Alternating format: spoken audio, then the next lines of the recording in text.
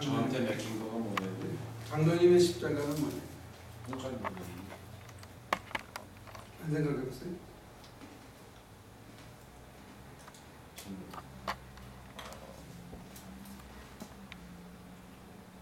우리 이 얘기 오랫동안 우리가 들었잖아요. 저도 멘션을 안 했었나요? 네? 저도 이거에 대해서 언급한 적이 없나요? 지난 10년 동안? 그렇게 물어보시진 않았죠. 그래서 생각을 안 해봤다는 건 아니지만 뭐를 물어보시려는지 잘 모르겠어요. 예수님이 성경대로 지금 액면 그대로 하면 성서 비평하게 할례를 받기 전에 액면대로 하면 예수님이 우리 보고 뭘 지고 오라 그랬다 이거예요. 십자가를. 그럼 내가 뭘 지고 가야 되느냐 이거죠.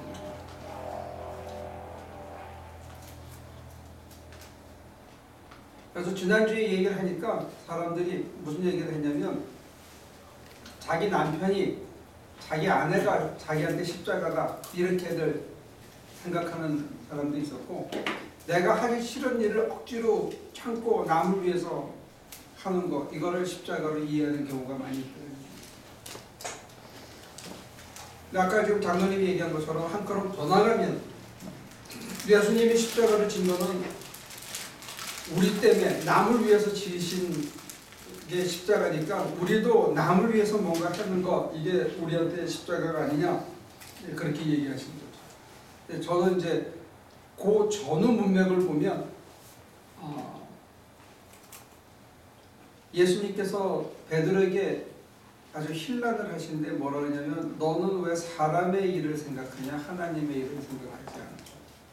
그리고 사단아 물러가라 이렇게 있거든요. 그러니까 사람의 일을 생각했다고. 그러니까 가서 고난받으면 안 됩니다 라고 하는 게 사람의 일이고 당신은 뭐라고 얘기하냐면 인자가 장로들에게 고난을 받고 죽은 자 가운데 다시 살리라 이게 하나님의 일이었는데요.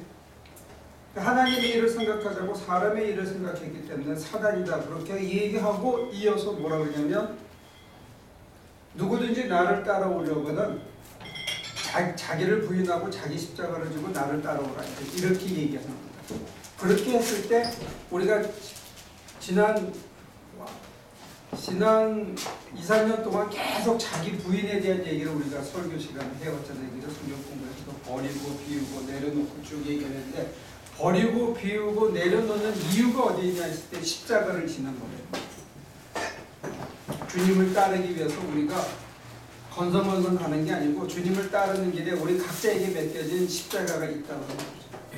근데 그 십자가의 형태가 사람마다 다 다르고 개개인에 있어서도 자기 신앙의 연조나 성숙도에 따라서 십자가의 모습은 달라질 수 있게 됩니다.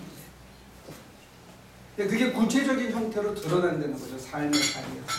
그렇게 봤을 때 나한테 맡겨진 십자가, 하나님께서 나한테 주신 십자가는 뭐냐? 내가 지고 가야 할 십자가는 뭐냐? 이렇게 보죠.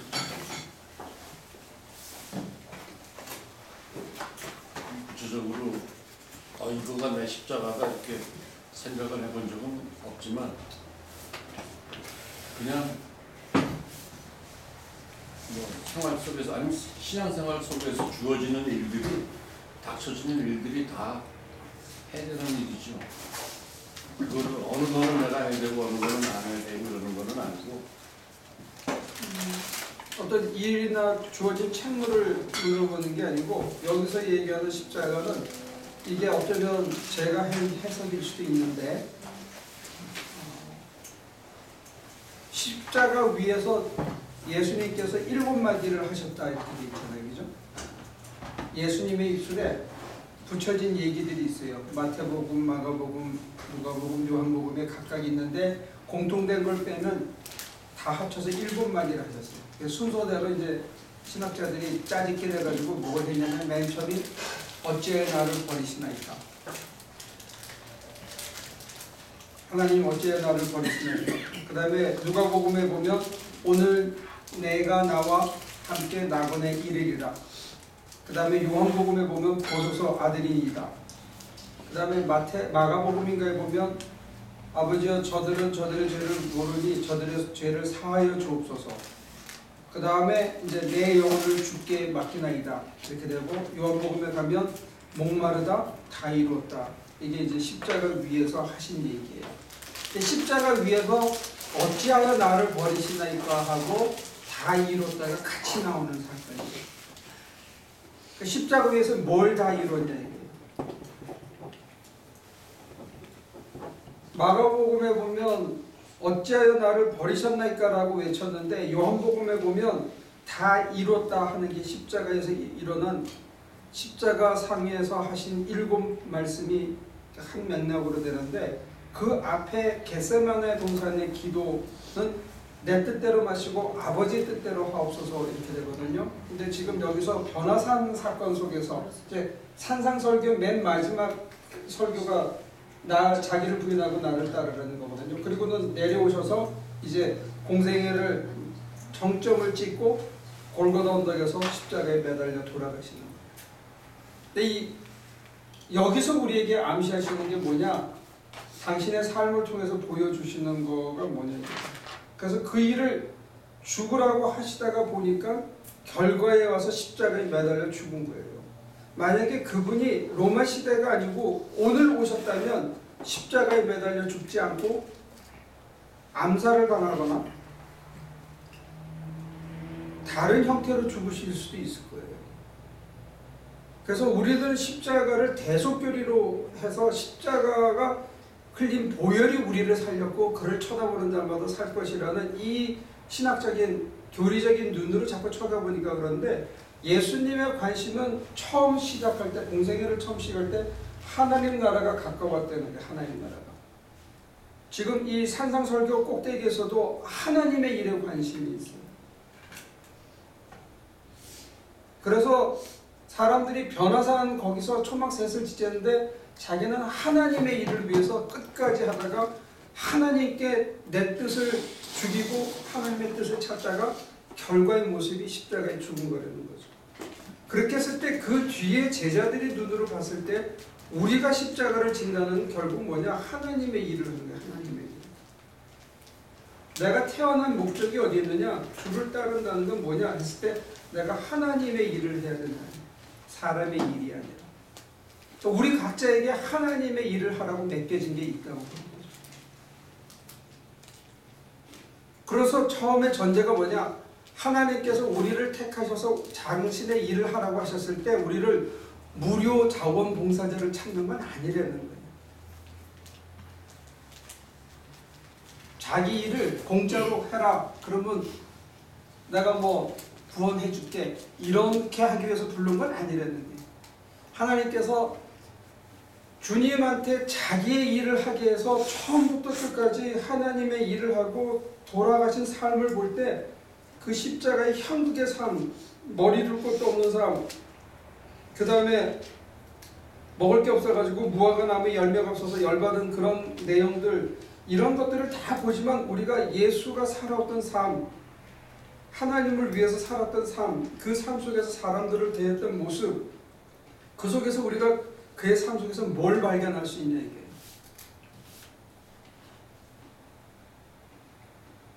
제자들은 뭔가 발견한 거예요. 예수 안에서. 그의 삶을 리프렉트하고 자기들이 그가 가신 길을 따라갔을 때 이게 형극의 길, 십자가로 죽을 수밖에 없는 길이라는 걸 느끼면서도 그 속에 뭔가 관통하는 게 있었다는 거죠. 그걸 주시기 위해서 하나님께서는 보화를 주시기 위해서 밭을 팔아서 거기에 달려들어오기를 바란 거예요. 근데 우리 각자에게도 뭔가 십자가의 삶을 주셨다고 봅니다. 그게 뭐냐? 그걸 찾으면 내게 맡겨진 이 삶의 현장에서 구체적인 자기 십자가를 찾으면 십자가의 뒤편에 부활이 있는 거예요. 제자들도 그걸 봤기 때문에 그렇게 따라 살았고, 살은 그 결과 십자가 졌을 때 아우 내가 어떻게 똑바로 매달리냐, 난 거꾸로 매달려도 좋다 라고 그걸 받아들일 수 있었다는 거예요. 그래서 달아났던 사람이 예수님 가신 길을 잘 따라간 거예요. 삶의 목표와 방향이 다 바뀌어서. 그래서 나중에 그 모습이 마지막이 십자가였는데 그것마저도 바울은 십자가에 매달려 죽은 것 같지는 않아요.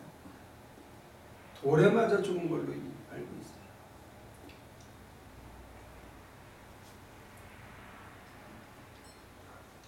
근데 보수주의자들은 십자가에 매달려 죽었다고 그러죠. 내로 바뀌었대. 근데 그 정확한 그게 없어요. 그러니까 십자가의 형틀의 어떤 의미를 지나치게 두기보다는 예수님처럼 살았으면 로마 시대에는 죽을 수밖에 없었던 거예요. 그분처럼 살면 로마의 권위나 통제나 이런 거에 연연하지 않고 하나님을 먼저 생각했기 때문에 질서 유지가 안 되는 거죠. 통제 불가능한 인간이 되고. 그래서 십자가에 매달려 죽은 건데 그 죽음까지 이르는 그 모든 길, 그걸 이제 단어 십자가에 추상화시켰을 때 여러분과 제가 찾아야 되는 건 뭐냐면 나한테 맡겨진 십자가, 나의 십자가는 뭐냐? 내가 이 땅에서 왜 사냐 이게? 뭐 하면서 살아야 되느냐? 밥 먹고 애들 키우고 애들 시집장가 보내고 손자 보면 이게 인생이 끝나는 거냐? 아니면 내가 하고 싶은 거 그냥 신나게 놀고 떠들고 재밌게 사는 거 이게 내게 맡겨진 삶이냐?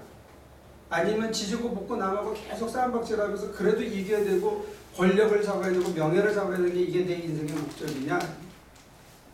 그런 맥락에서 우리가 주님을 따른다고 했을 때 주님이 우리에게 맡겨진 뭐가 있대.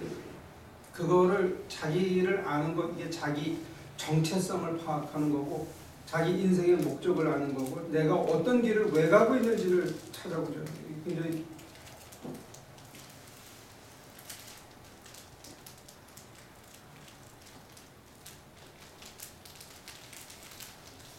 배정수 씨는 일주일 동안 생각해봤습니다.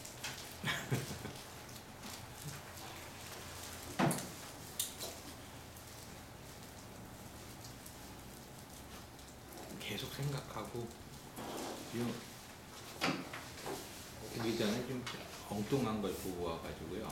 머리가 좀 복잡해요. 그 물리학 강좌 TV에서 나오는 게 있더라고요. 그래서 그거 보다가 지금 좀 먼저 물리학 아니 원자 물리학 아니고 이제 아인슈타인의 이론에 의해가지고 그러니까 아인슈타인의 그 현대 그 물리학에서 그 업적을 얘기하는 걸 그 교육 방송에서 갑자기 하더라고요. 그래서 그걸 막 보다가 빠져들다가 지금 막 머리를 정리하면서 지금 또 이렇게 들으려니까 완전히 그 상반된 세계잖아요. 왜요? 네. 그래 상반된 세계로 존재하지? 아니 항상 그러니까 그 현실과 그러니까는 신학과 과학은 굉장히 가까워질 것 같으면서도 가까워지질 않으니까. 예. 그래가지고 하여튼 그래서 여러 가지 좀 복잡해요. 그러니까 제가 만약에 저한테 그냥 맡겨진 그거라고 한다면은 이제 그냥 뭔가 좀 찾고자 하는 뭐 좀 구도자적인 그게 저한테는 그러니까 제가 그냥 가야 되는 길 아닌가. 그러니까는 그것도 관심이 없거든요. 그러니까 뭐 물질적으로 뭐 부자가 되는 것도 관심 없고 그리고 학문적으로 유명해지는 것도 뭐 별 관심 없고 그런데 뭔가 좀 찾고자 항상 찾고자 하는 거.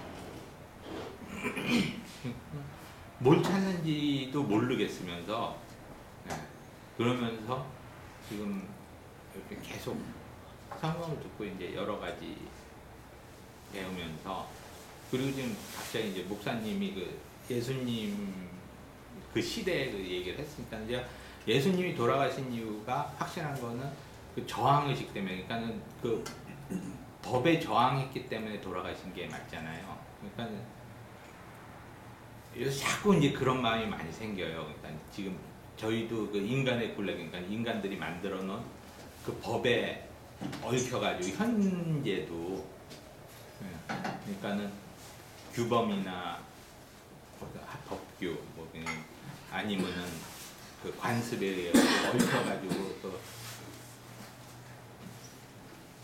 자기 눈을 못 두고 그러니까 거기에 그러니까는 그런 외부적인 요소에 자기를 맞춰 나가는 저희들의 모습을 보면서 그러니까 거기에 뭔가 찾아야 되는 게 있지 않나라는 생각은 계속 지금 하고는 있는데 일단은 정리가 안 돼요.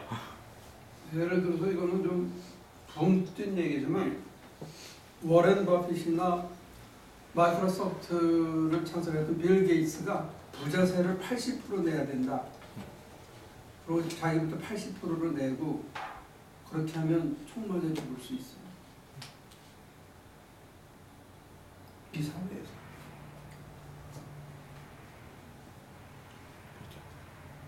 누가 갑자기 나와가지고 대통령 후보로 나와서 당선되면서 모든 사립대학의 등록금을 다 공짜로 한다든지 대학생들 전부 공짜로. 우리나라니까 저게 총 안 맞아 죽는 거지.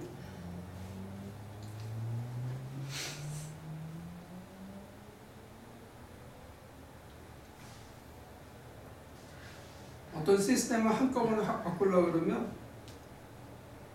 종교계에서는 이단이라는 이름으로 축출당해요. 근데 그게 사회 무브먼트로까지 퍼지면 좀 각오해야 돼요. 근데 그 사람들이 그렇게 끌려서 불나방처럼 거기에 들어갈 때는 십자가에 매달릴 때는 내 뜻대로 마시고 아버지 뜻대로 하소서 하는 그 피눈물 나는 기도 후에는 생사가 한 자리가 되는 거예요. 그 사람한테는. 그러니까 그냥 지는 거예요.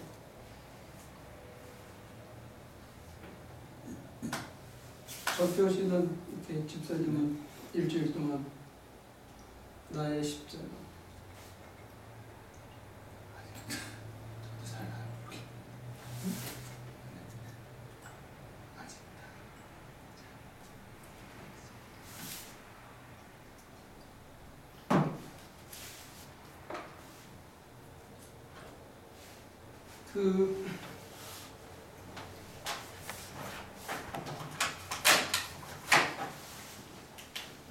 이게 좀 그림이라서 러프하고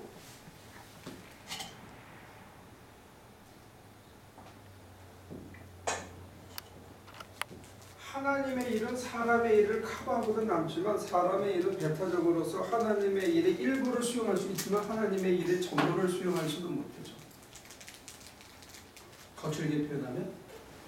그래서 우리가 하나님의 일을 추구하다가 보면 이게 이제 익스밴드 돼가지고 어느 날 보니까 무엇을 먹을까 무엇을 입을까 하는 것까지 해결이 되고 그게 그렇게 부여받지 않은 자리까지 갈 수 있는데 사람의 일에 금을 그어놓고 여기에만 아무리 해도 하나님의 일을 충족시킬 수 없는 게 있다는 거예요.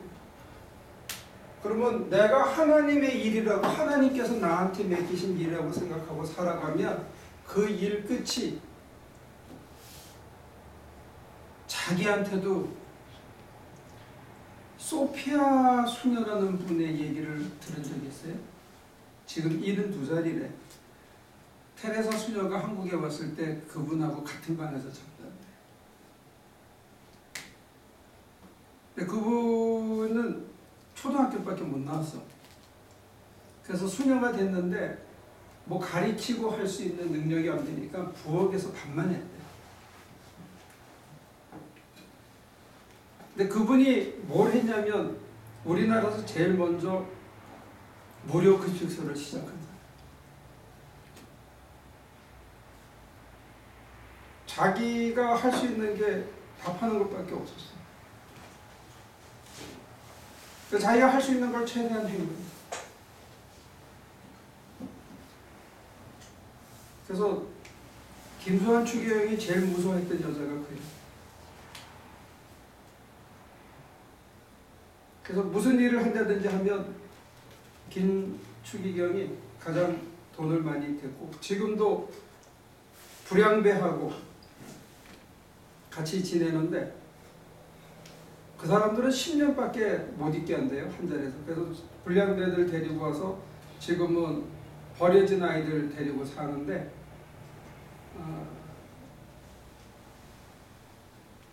그냥 자기 천직이라고 생각하고 그렇게 사는 거예요.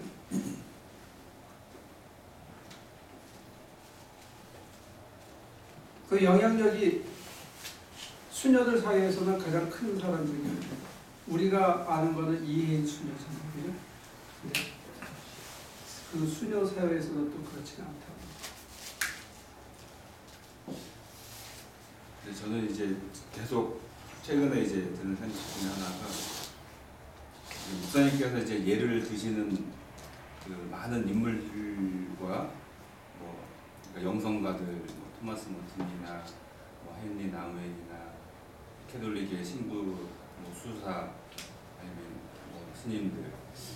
근데 개신교에는 그러니까 좀 더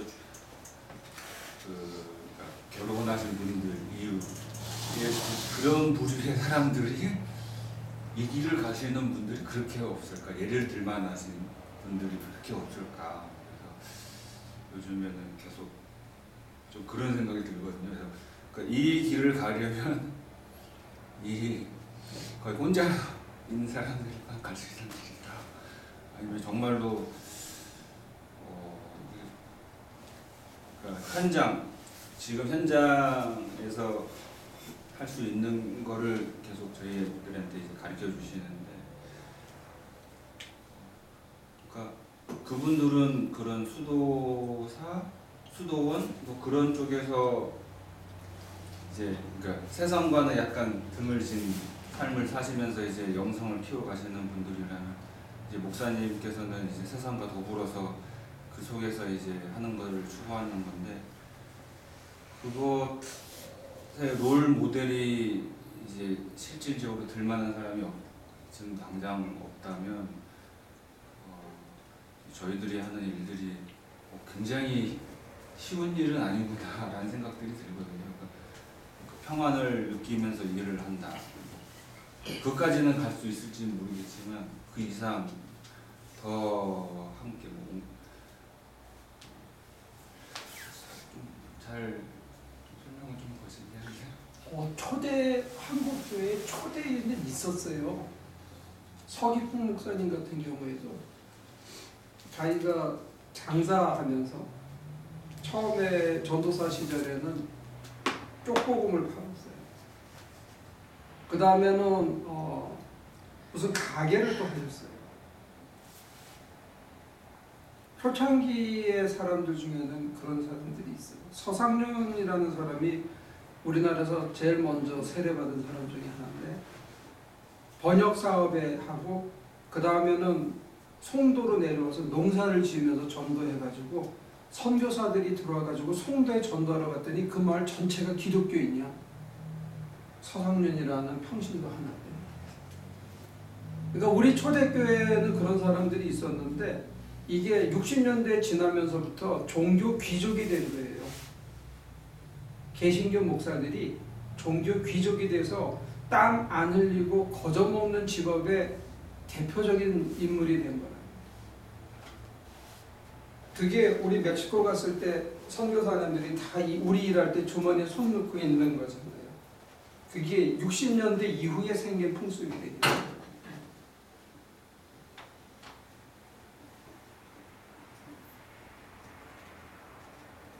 아직 그런 분위기가 안 잡혔다는 거네요. 아직도. 아니 우리가 잃어버린 거예요.